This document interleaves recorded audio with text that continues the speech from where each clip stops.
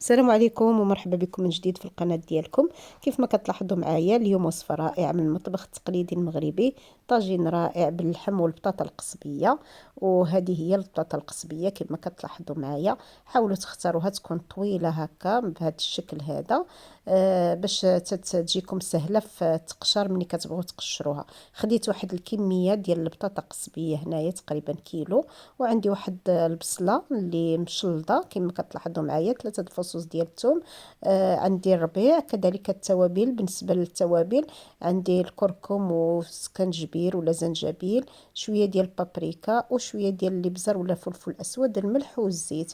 وبطبيعة الحال عندنا كمية ديال اللحم على حسب افراد العائلة. وبالنسبة للبطاطا القصبية ولا القلقاس كما كيسميوها باللغة العربية، حاولوا تختاروها يعني في هذيك البراعيم تكون صغيرة، ديك ما تكونش متجعدة بزاف. غادي نغسلوها مزيان، غادي نقشروها. وريتكم الطريقة ديال التقشير ديال البطاطا القصبية.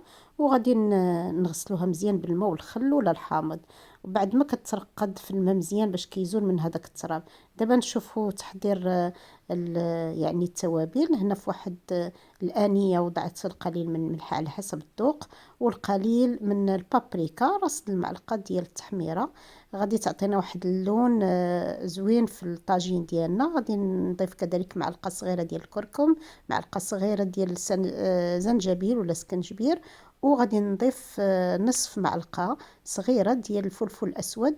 هاد العناصر كلها غادي نخلطوها بالقليل من الماء كما كتلاحظوا معايا، وغنخليوها التتبيله على جنب حتى غادي نضيفوها على الطاجين ديالنا. كيف ما تعودتوا معايا كنوضع تحت الطاجين يد ديال الحديد اولا شبكه باش الحراره كتوزع بشكل متجانس والطاجين ديالنا ما كيتحرقش. فوق اللحم ضفت ديك البصله اللي كنا شلضنا من قبل، وغادي نضيف القليل فقط من زيت المائده. بالنسبه لزيت الزيتون غادي نحتفظوا بها في الاخير باش تبقى الفوائد ديالها. كما كتلاحظوا معايا غادي نبقى نقلب اللحم على الجهات بجوج. وعاد غادي نضيف نصف الكميه ديال ديك التوابل اللي حضرنا، ونحتفظ بالنصف الاخر غادي نضيفه من بعد.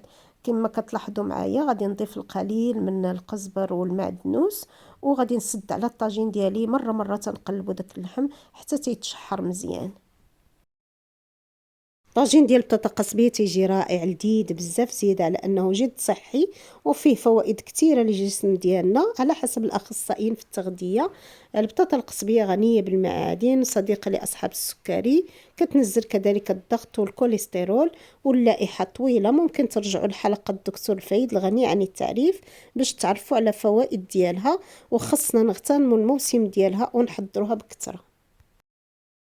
من بعد ما تشحر اللحم وتبدل اللون ديالو غادي نضيف واحد الكأس صغير ديال الماء الدافئ، وغادي نضيفو البطاطا القصبيه بعد ما ترقدات في الماء وتغسلات وتقشرات.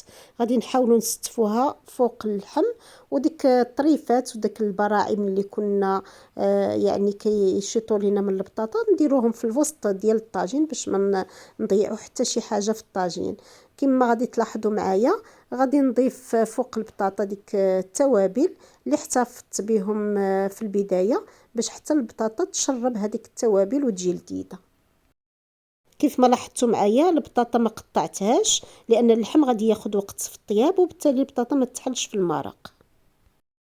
ضفت كذلك الطريفات ديال الحامض مصير والفلفله حاره على حسب الذوق. واهم نصيحه ممكن نعطيها لكم باش الطاجين ديالكم يطيب بسرعه وما ياخذش منكم وقت طويل هو انكم تغطيوه بورق الطبخ وتنقصوا النار تكون مهيله جدا. هاد الاسرار مهمه باش ينجح معكم هاد الطبق. ممكن تحضروه في طنجره الضغط غيكون وقت اقل، ولكن الطاجين واللذه ديالو كتبقى خاصه، زياده على انه صحي. ممكن تراقبوا الطاجين ديالكم، ولكن تفادوا تحلوه كل مره. ضروري نسدوه ونخليوه على نار مهيله جدا. كنأكد لازم تكون النار قليله جدا باش ما يتحرقش الطاجين والخضره ديالكم طيب. بعد ما مرت ساعه و45 دقيقه كما كتلاحظوا معايا هذه هي النتيجه. الطاجين ديالكم راه ممكن ياخذ وقت اقل. المهم بعد مرور ساعه ولا ساعه ونصف عاد تحلوا عليه، وكيف ما لاحظتوا باقي فيه المرق. ضروري من تاكدوا ان اللحم طاب والخضره كذلك. كما كتلاحظوا معايا كل شيء هنايا طاب في الطاجين ديالنا. ما شهيتكم فيه طاجين كيشهي، والرائحه يا سلام كتحمق. من الاطباق المفضله عندي هو هذا الطاجين ديال البطاطا قصبيه. كنتمنى انكم تجربوه وترجعوا عليا الخبر. في هذه المرحله غادي نضيف زيت الزيتون تقريبا 2 معالق، كنخليوها في الاخير باش كنستافدوا من الفوائد ديالها اكثر. غادي نسدوا على الطاجين ديالنا 10 دقائق تقريبا حتى تيتختر المرق وتيتنكه بزيت الزيتون وما يبقاش فيه المرق بزاف، وكتوقف ديك المرقه ديالنا كتوقف. وفي الاخير غادي نضيف اللمسه الاخيره هي عصير ديال نصف ليمونه حامضه. هذا العصير ديال الليمون الحامض كيساعد على الهضم ديال البطاطا القصبيه وكيجنبنا الانتفاخات ديال البطن، وكيضفي على الطاجين ديالنا لذة رائعه. كيف ما كتلاحظوا معايا هذا هو الطاجين بعد ما طاب وتختر المرق. ما يمكنش نوصف لكم اللذة ديال هذا الطاجين، ضروري تجربوه وتستافدوا من الفوائد ديال البطاطا القصبيه في الموسم ديالها.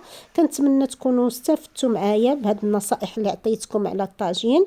ما تنسوش اللايك الى عجبتكم الوصفه، والاشتراك وتفعيل الجرس باش كيوصلكم الجديد ديالي.